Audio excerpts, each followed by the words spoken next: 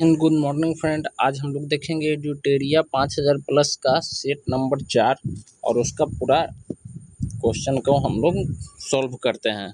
तो आइए चलते हैं, हम लोग अपने पहला क्वेश्चन देखते हैं। भारत में पर्यावरण संरक्षण अधिनियम कब पारित किया गया था? तो इसका पहला ऑप्शन है 1980, 1982, तीसरा है 1986, चौथा है 1989।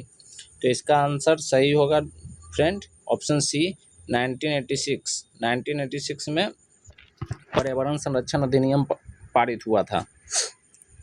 क्वेश्चन नंबर दूसरा में चलते हैं हम लोग। निम्नलिखित में कौन एक कृत्रिम परितंत्र है? तो कृत्रिम मतलब कि खुद से बनाया हुआ, प्राकृतिक का नहीं, जो नेचुरल नहीं हो उसको कृत्रिम कहते हैं। तो दूसरा क्वेश्चन का हमारा सही आंसर देखते हैं, ऑप्शन पकड़ते हैं वन, समुद्र, झील, बगीचा।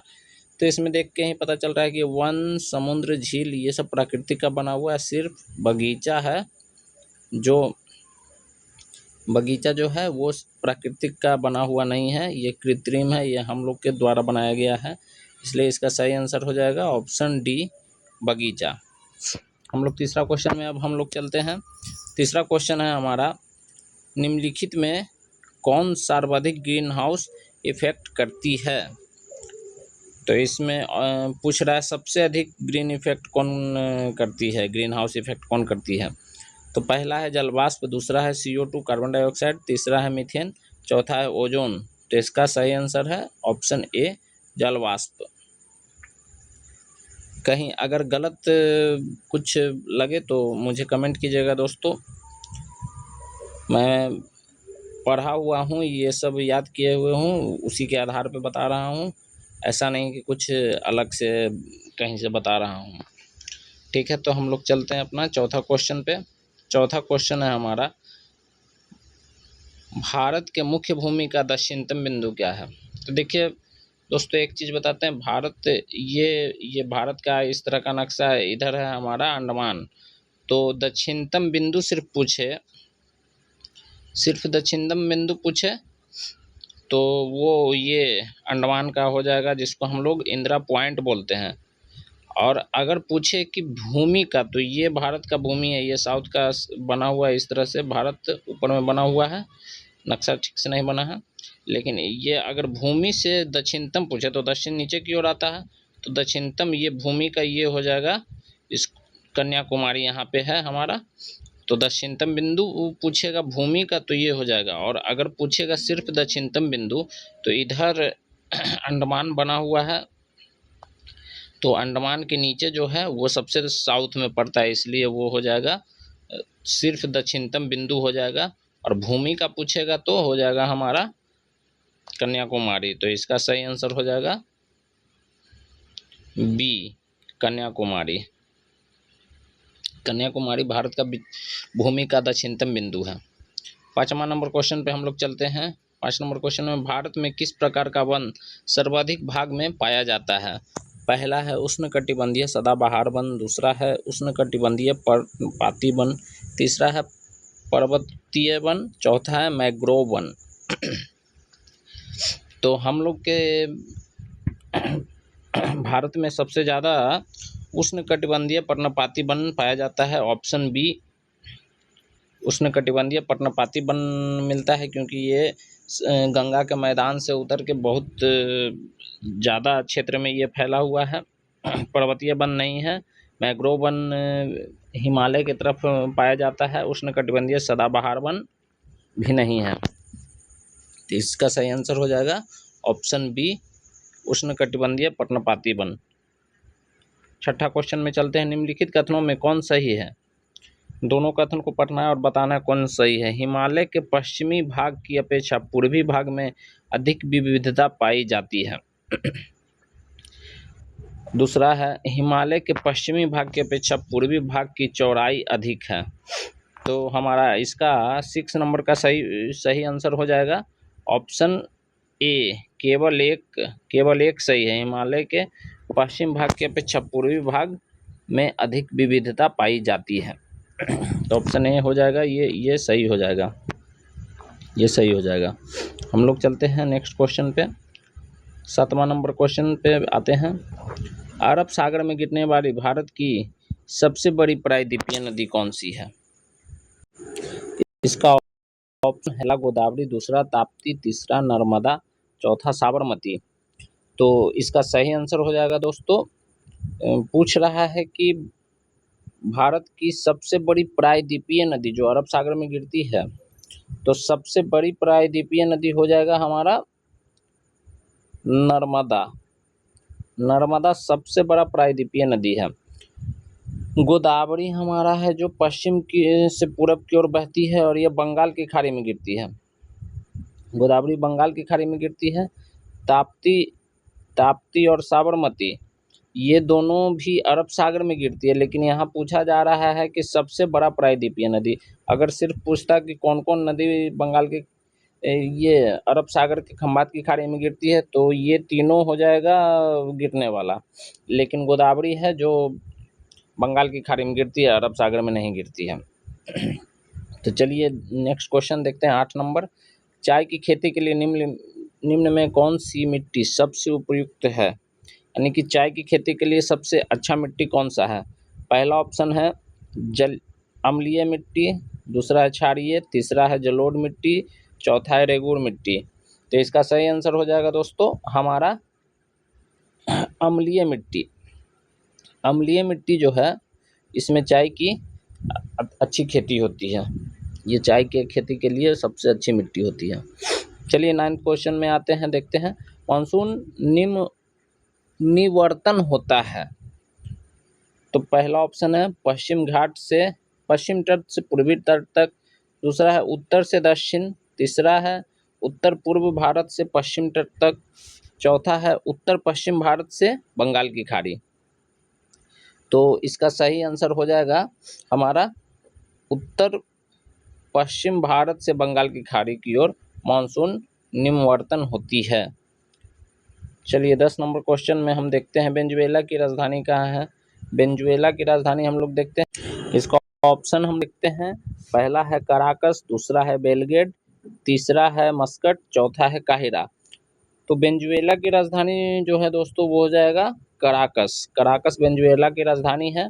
और ये बेलग्रेड जो है वो है हमारा सर्बिया की राजधानी है। बेलग्रेड सर्बिया की राजधानी है।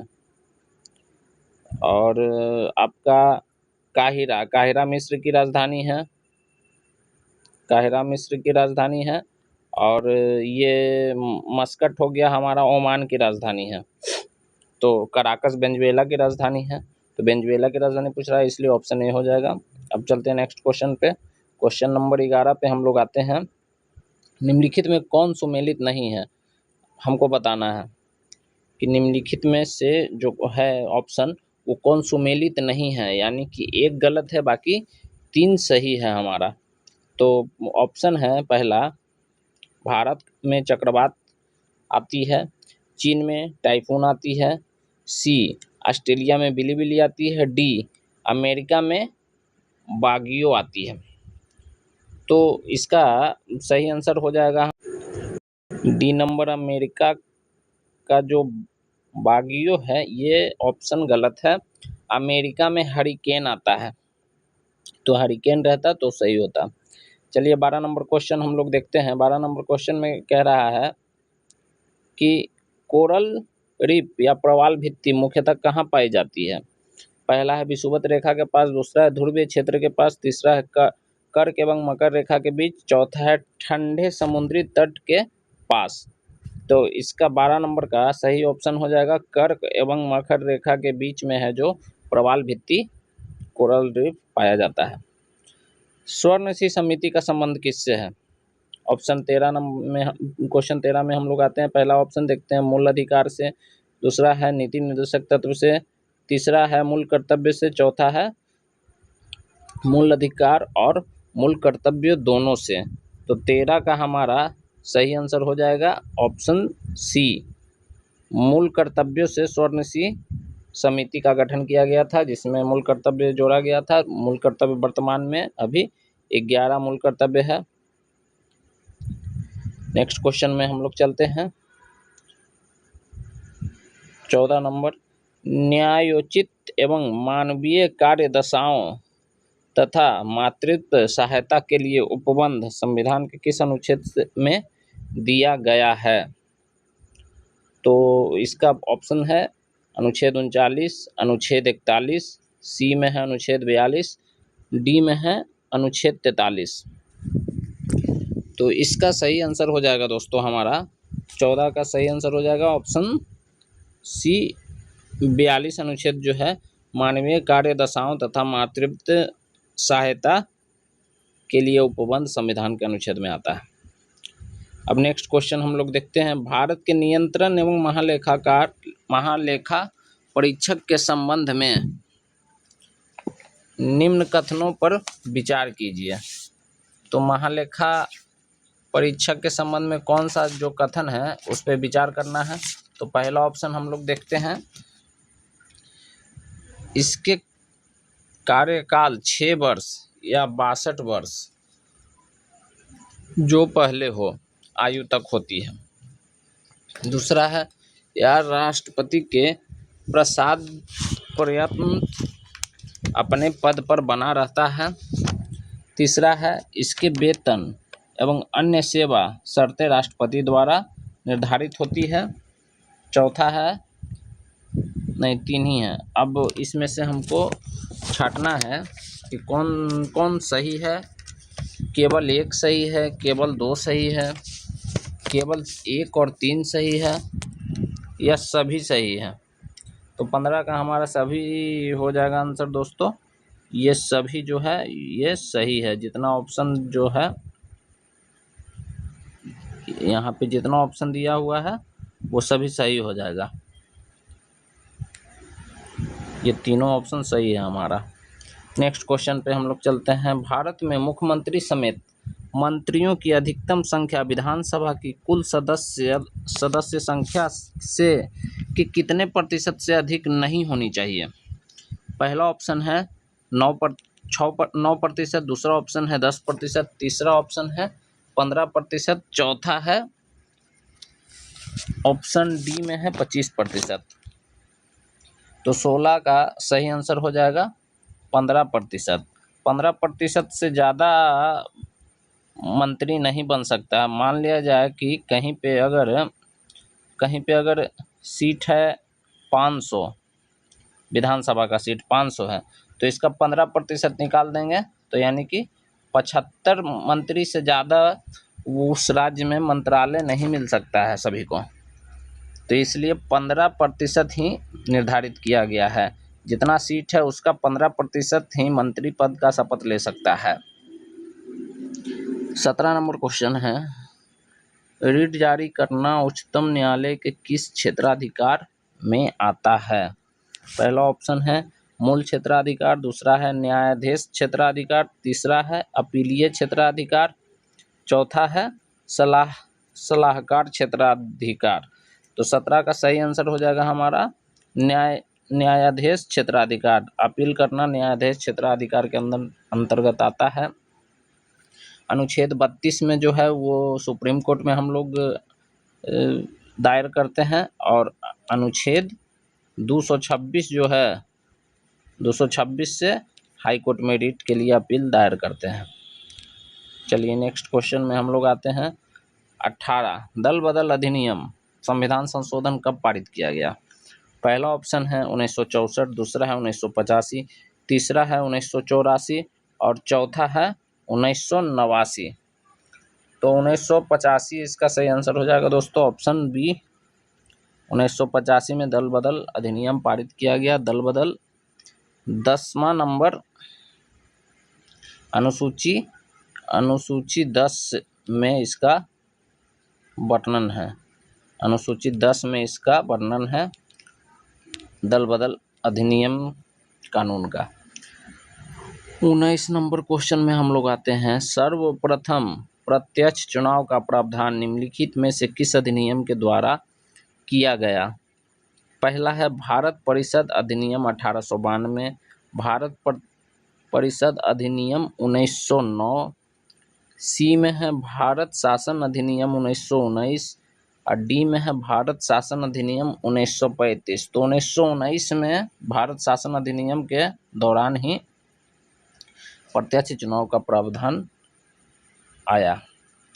अब चलते हैं हमारा 20वां नंबर क्वेश्चन पे। 20 नंबर क्वेश्चन है दोस्तों, प्रधानमंत्री का राष्ट्रपति को सूचना प्रदान करने संबंधित कर्तव्यों का उल्लेख किस अनुच्छेद में दिया गया है? पहला ऑप्शन है अनुच्छेद 74, दूसरा है 75, तीसरा है 77, चौथा है 78। इसका सही आंसर हो जाएगा दोस्तों 78, ऑप्शन डी इसका सही आंसर हो जाएगा। 78 अनुच्छेद बोलता है कि प्रधानमंत्री राष्ट्रपति को सूचना प्रदान करने का उसका कर्तव्य है। 21 नंबर में हम लोग आते हैं, निम्नलिखित में कौन सा देश प्रातःकाल शांति की भूमि के नाम से जाना जाता है? पहला ऑप्शन है जापान, दूसरा ऑप्शन है दक्षिण कोरिया, तीसरा है चीन, चौथा है थाईलैंड। उगता हुआ सूरज है जापान, उगता हुआ सूरज का देश जापान को हम लोग बोलते हैं। दक्षिण कोरिया इसका सही आंसर हो जाएगा। दक्षिण कोरिया को हम लोग प्रातःकाल शांति की भूमि के नाम से जाना जाता है। नेक्स्ट क्वेश्चन पे हम लोग चलते हैं, विश्व जल संरक्षण दिवस कब मनाया जाता है? पहला है ऑप्शन है पहला ऑप्शन है 28 फरवरी, दूसरा है 22 मार्च, तीसरा है 5 जून, चौथा है 11 जुलाई। 22 जुलाई को ही जल दिवस भी मनाया जाता है और ये जल संरक्षण दिवस भी 22 मार्च को ही जल संरक्षण दिवस और जल दिवस दोनों मनाया जाता है। क्वेश्चन नंबर 23 में चलते हैं, स्वदेशी बहिष्कार आंदोलन का अनुमोदन कांग्रेस के किस अधिवेशन में हुआ? पहला है कलकत्ता अधिवेशन 1906, दूसरा है सूरत अधिवेशन 1907, तीसरा है बनारस अधिवेशन 1905, चौथा है मद्रास अधिवेशन 1908। तो इसका सही आंसर हमारा हो जाएगा ऑप्शन सी 1905 बनारस अधिवेशन में स्वदेशी बहिष्कार आंदोलन अनुमोदन किया गया कांग्रेस। नेक्स्ट क्वेश्चन है, क्वेश्चन नंबर 25 है, संविधान सभा की बैठक का आयोजन किस गवर्नर जनरल के द्वारा किया गया? पहला ऑप्शन है हमारा माउंटबेटन, दूसरा है लॉर्ड बेवेल, तीसरा है ली नहीं होगा, सी राजगोपालाचारी होगा, और चौथा इनमें से कोई नहीं। तो 25 का हमारा सही आंसर हो जाएगा Lord Wavell, option number B. Next question में हम लोग आते हैं, मंगल पांडे ने प्रथम भारतीय स्वतंत्रता संग्राम की शुरुआत इसके उपरांत ब्रिटिश सरकार द्वारा उन्हें कब फांसी दी गई? तो मंगल पांडे को कब फांसी दी गई? 1857 में तो फांसी हुआ। इसका स्मॉल डेट पूछ रहा है, 29 मार्च, 2 अप्रैल, 21 मार्च 1957, 8 अप्रैल 1857। तो 26 का हमारा सही आंसर हो जाएगा 1857, 8 अप्रैल, यानी ऑप्शन सी हो जाएगा इसका सही आंसर। चलिए नेक्स्ट क्वेश्चन में आते हैं, बहावी आंदोलन का प्रमुख क्षेत्र नहीं रहा है, यानी 3 जगह है, एक जगह नहीं रहा है। तो एक हमारा ऑप्शन तो ये हो गया, इनमें से कोई नहीं, एक है इनमें से कोई नहीं। अब ये तीनों में से नहीं रहा है, जिसको छांटना है, बंगाल में नहीं रहा है, या संयुक्त प्रांत में नहीं रहा है, या असम में नहीं रहा है।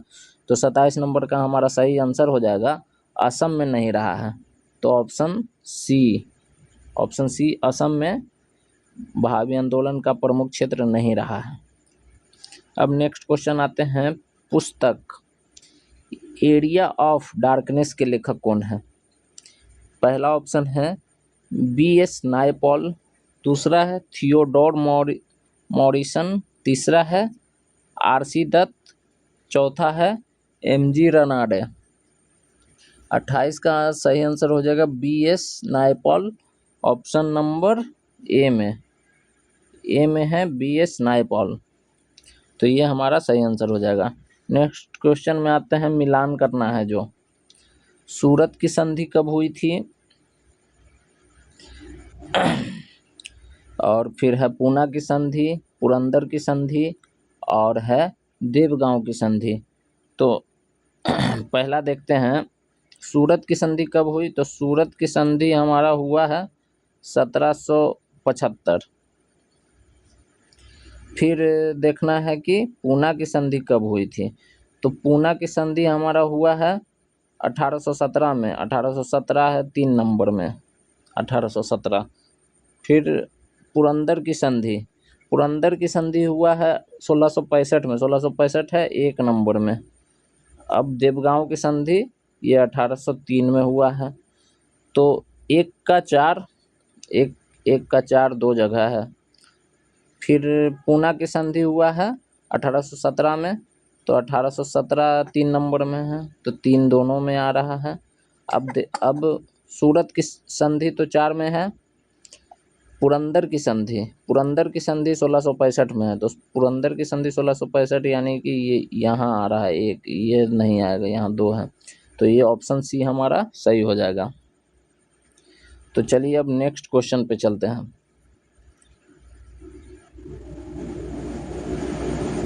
नेक्स्ट क्वेश्चन है हमारा, निम्नलिखित में से किस ग्रंथ से गुप्त काल के बारे में जानकारी मिलती है? पहला ऑप्शन है मृच्छकटिकम, दूसरा है मुद्रा राक्षस, तीसरा है गार्गी संहिता, चौथा है राजतरंगिणी। राजतरंगिणी में दोस्तों कश्मीर का चर्चा किया गया है कलहन के द्वारा। तो इसका 30 का सही आंसर हो जाएगा हमारा।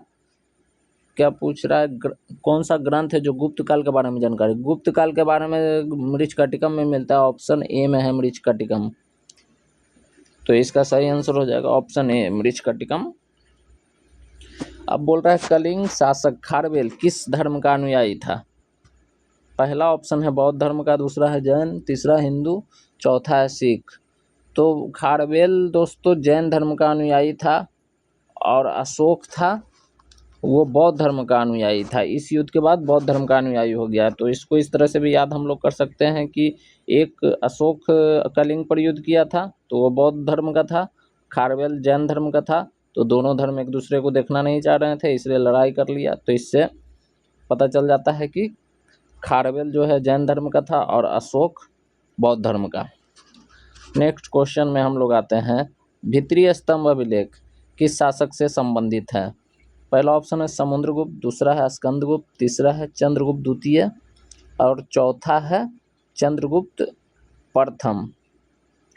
तो स्कंदगुप्त से भित्रीय अभिलेख संबंधित है दोस्तों, ऑप्शन बी में। नेक्स्ट क्वेश्चन 33, दक्षिण भारत में स्थित कैलाश मंदिर किस शासकों के द्वारा निर्मित है? पहला है चोल शासक, दूसरा पल्लव, तीसरा राष्ट्रकूट, चौथा है चालुक्य। तो 33 का हमारा सही आंसर हो जाएगा पल्लव शासक के द्वारा। पल्लव शासक दक्षिण में भारत में कैलाश मंदिर की स्थापना किया था। क्वेश्चन नंबर 34 में आते हैं, सिकंदर की मृत्यु के बाद भारत ने अपनी गर्दन से दास्ता का जुआ उतार फेंका, साथ ही अपने गवर्नरों की हत्या कर दी। इस मुक्ति युद्ध का नायक सेड्रोकोटस था। चंद्रगुप्त के विषय में यह किसने कहा था? पहला ऑप्शन है प्लूटार्क, दूसरा एरियन, तीसरा है जस्टिन, चौथा है डायोडोरस। तो 34 नंबर में जो ये कथन कहा था वो एरियन कहा था। सही ऑप्शन हो जाएगा ऑप्शन बी एरियन। 35 में हम लोग चलते हैं, देखते हैं ध्वनि का प्रभाव मानव के मस्तिष्क में संवेदन कितने समय तक रहता है? ध्वनि का जो प्रभाव है मानव मस्तिष्क में कितना देर तक रहता है? 1/20 सेकंड, 1/10 सेकंड, 1/5 सेकंड या 1/3 सेकंड। तो 35 का हमारा सही आंसर हो जाएगा 1/10 सेकंड, यानी कि ऑप्शन नंबर बी। 1/10 सेकंड तक ही मस्तिष्क का प्रभाव हमारे मस्तिष्क में ध्वनि का जो प्रभाव होता है वो रहता है। 36 नंबर में क्वेश्चन है हमारा, नेत्र में प्रवेश करने वाले प्रकाश की मात्रा का नियंत्रण निम्न में से किस अंग के द्वारा किया जाता है? पहला है कार्निया, दूसरा है कोरॉइड, तीसरा है रेटिना, चौथा है आइरिस। तो आइरिस में होता है दोस्तों, नेत्र में प्रवेश करने पर प्रकाश की मात्रा का नियंत्रण जो है वो आइरिस करता है। ऑप्शन डी इसका सही आंसर हो जाएगा। चलिए 37 नंबर, रक्त की अशुद्धियाँ किस अंग में जाकर छनती हैं? तो छनने का काम क्या करता है? किडनी करता है। तो 37 का सही आंसर हो जाएगा ब्रिक, यानी कि किडनी। नेक्स्ट क्वेश्चन पे हम लोग आते हैं, रक्त का कितना प्रतिशत भाग प्लाज्मा होता है? 30/40, 40/50, 55/60, 60/70। तो इसका सही आंसर लगा हुआ है टिक, ये मिट नहीं पाया है। 55 से 60% जो होता है वो हमारा रक्त में प्लाज्मा होता है। एक पौधे पर पुष्पन होने के लिए उत्तरदायी हार्मोन कौन सा होता है? पुष्प का मतलब क्या हुआ? पुष्प मतलब फ्लावर। फ्लावर से संबंधित शब्द देखिए, पुष्पन से संबंधित फ्लावर, फ्लोरिजिन इसका सही आंसर हो जाएगा 39 का डी नंबर। चलिए नेक्स्ट क्वेश्चन में हम लोग आते हैं, इंद्रधनुष किसके कारण होता है? परावर्तन के कारण, अपवर्तन के कारण, प्रकीर्णन के कारण, परावर्तन एवं अपवर्तन दोनों के कारण। तो दोनों के कारण होता है। इंद्रधनुष जो बनता है वो परावर्तन और अपवर्तन दोनों के कारण ही बनता है।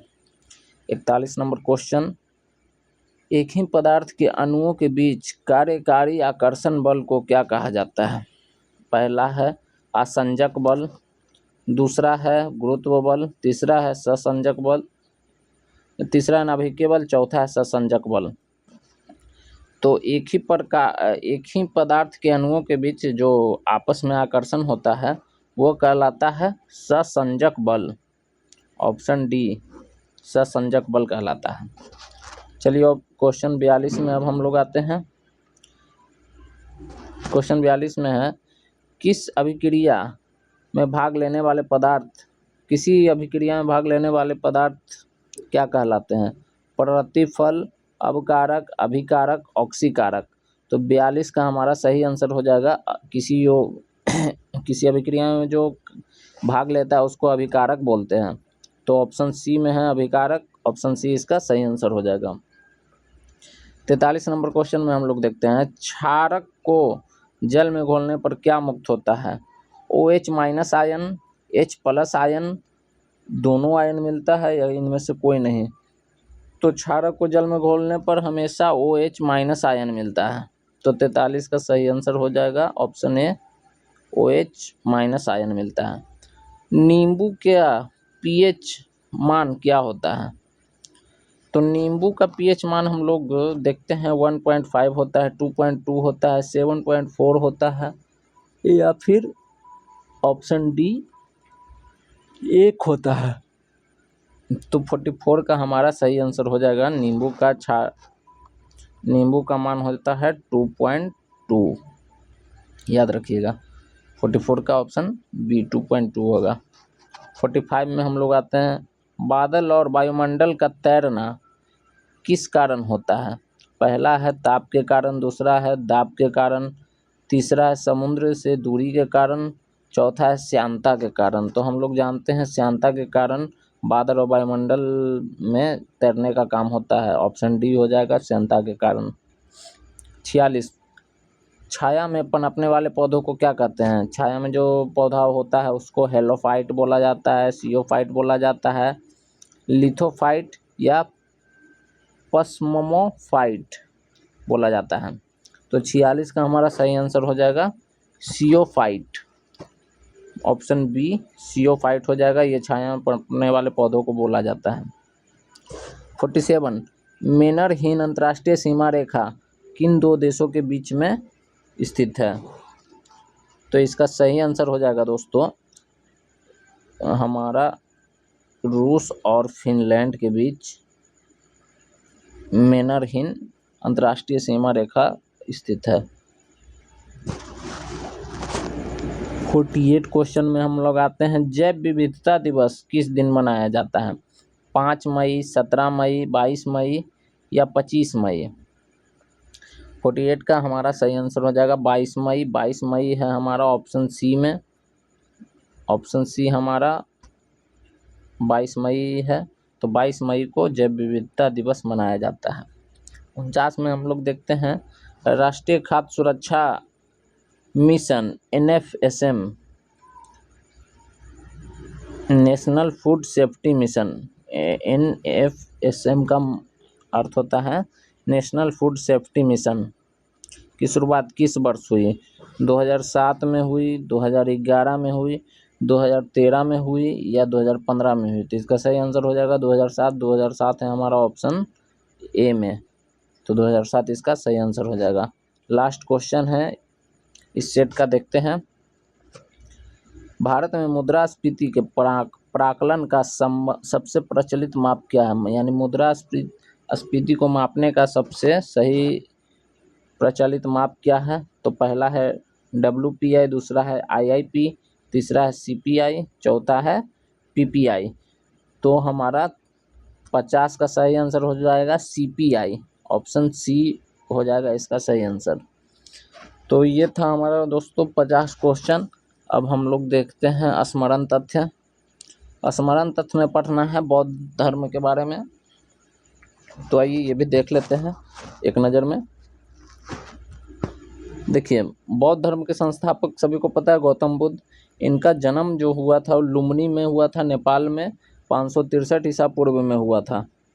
563 ईसा पूर्व में हुआ था इनका जन्म।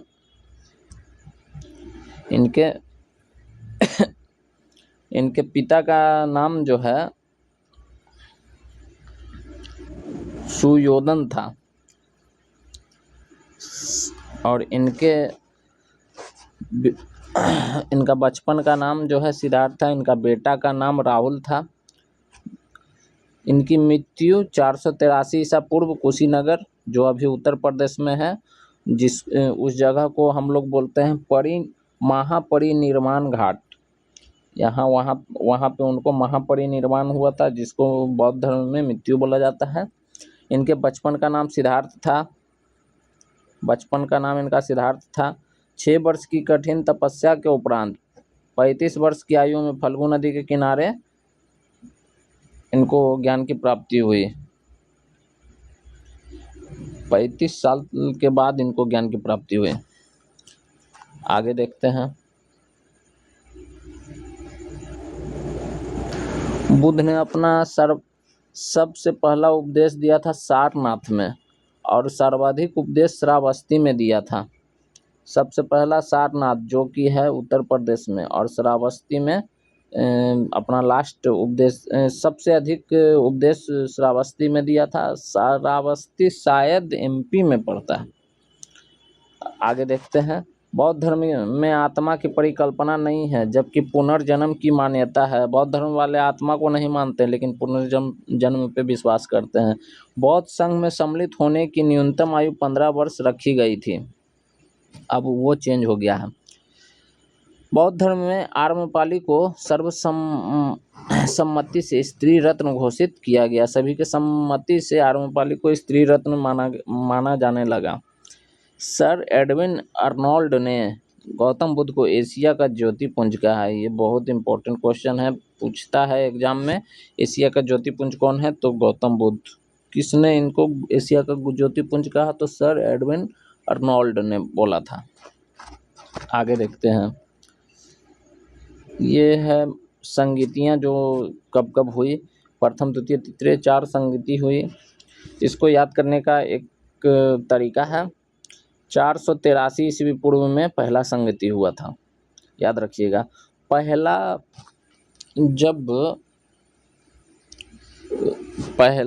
राजा वहाँ था जो बौद्ध संगीति करवाया था, वो अजातशत्रु था, और जो अध्यक्ष थे वो महाकश्यप के नाम से जाने जाते थे। महान लोग ही करवाते हैं, तो महाकश्यप पहला स्टार्ट करवाया था। महाकश्यप महान आदमी हैं, तो महाकश्यप पहला स्टार्ट करवाया था, राजगीर में करवाया था। पहले उन लोग का राजधानी राजगीर ही था। उसके बाद फिर पटना, वैशाली बना, पटना बना, फिर इस तरह से चेंज होते रहा। तो पहला बौद्ध संगीति करवाया गया अजातशत्रु के द्वारा राजगीर में, उसके अध्यक्ष थे महाकश्यप। दूसरा करवाया गया 100 साल बाद, उल्टा चलता था उस समय, ईसा पूर्व है, तो 100 साल बाद 383 ईसा पूर्व में करवाया गया। कहाँ करवाया गया? वैशाली में करवाया गया। उसका उस समय था कालाशोक और अध्यक्ष थे वो सवाकामी थे। तीसरा बौद्ध संगति 250 ईसा पूर्व में। 250 में कौन था? तो अशोक सम्राट थे। 251 में इन्होंने इनसे इससे युद्ध किया था, कलिंग से युद्ध हुआ था। तो 250 में ईसा पूर्व में अशोक ने पाटलिपुत्रा पटना में करवाया था। पाटलिपुत्रा का स्थापना उदयन ने करवाया था। और उस समय मौगलीपुत्र तीस थे जो अध्यक्ष थे। अध्यक्ष बहुत कम पूछा जाता है, लेकिन फिर भी आपको याद रखना है। पुत्र तीस के थे और तीसरा में अशोक करवाए थे। चौथा हम लोग देखते हैं। चौथा हुआ था 98 ईस्वी में। इस समय से ईस्वी स्टार्ट हो गया था। कुंडलवन जो कि कश्मीर में है, उस समय वसुमित्र थे अध्यक्ष। और शासन किनके शासन में हुआ था? तो कनिष्क के शासन में हुआ था। चलिए आगे पढ़ते हैं। अब जैन धर्म के प्रथम संस्थापक जो थे वो ऋषभदेव थे, लेकिन वास्तविक संस्थापक महावीर को बोला जाता है। ऋषभदेव के समय से जैन धर्म स्टार्ट हुआ, लेकिन महावीर को वास्तविक संस्थापक बोला जाता है। और उसके बाद से कोई स्वामी नहीं आए उनके। तो जैन धर्म में 22वें और 23वें तीर्थकर। 22वें थे अरिष्टनेमी जो थे ये 22वें थे, और 23वें थे पार्श्वनाथ। महावीर स्वामी जैन धर्म के 24वें एवं अंतिम तीर्थकर थे। और ये इनके बाद कोई तीर्थकर नहीं आया। बौद्ध धर्म और जैन धर्म दोनों लगभग एक दूसरे के साथ ही लगभग उत्पन्न हुए थे। महावीर स्वामी का जन्म 540 ईसा पूर्व में कुंडल ग्राम जो कि वैशाली में है।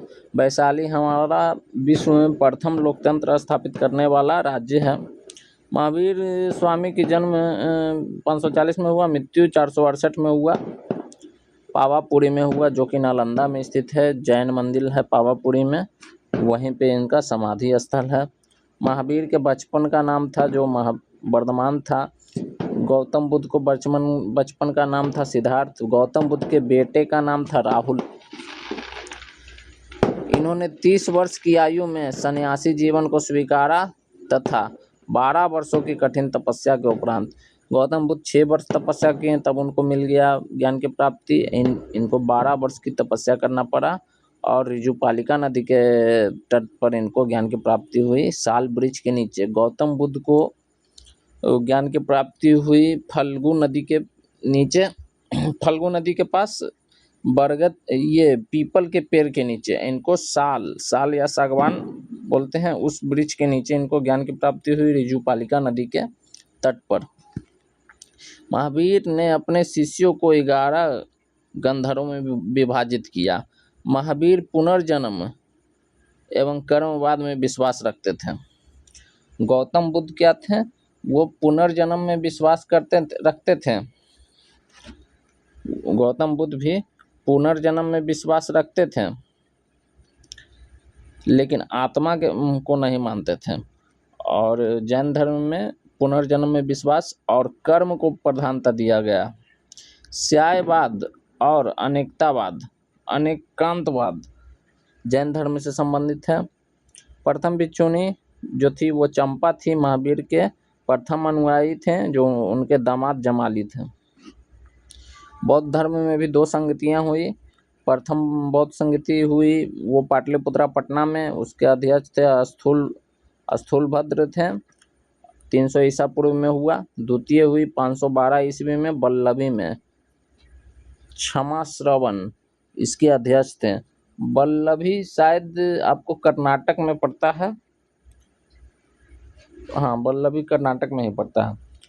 तो ये था दोस्तों हमारा चौथा नंबर सेट का पूरा डिस्कशन। आपको कैसा लगा बताइएगा, गलतियों को माफ़ कीजिएगा, सुधार होते रहेगा। आप लोग भी अपने दोस्तों के पास ये वीडियो शेयर करें और अपना ख्याल रखें। ठीक है। मिलते हैं नेक्स्ट चैप्टर में, तब तक के लिए जय हिंद।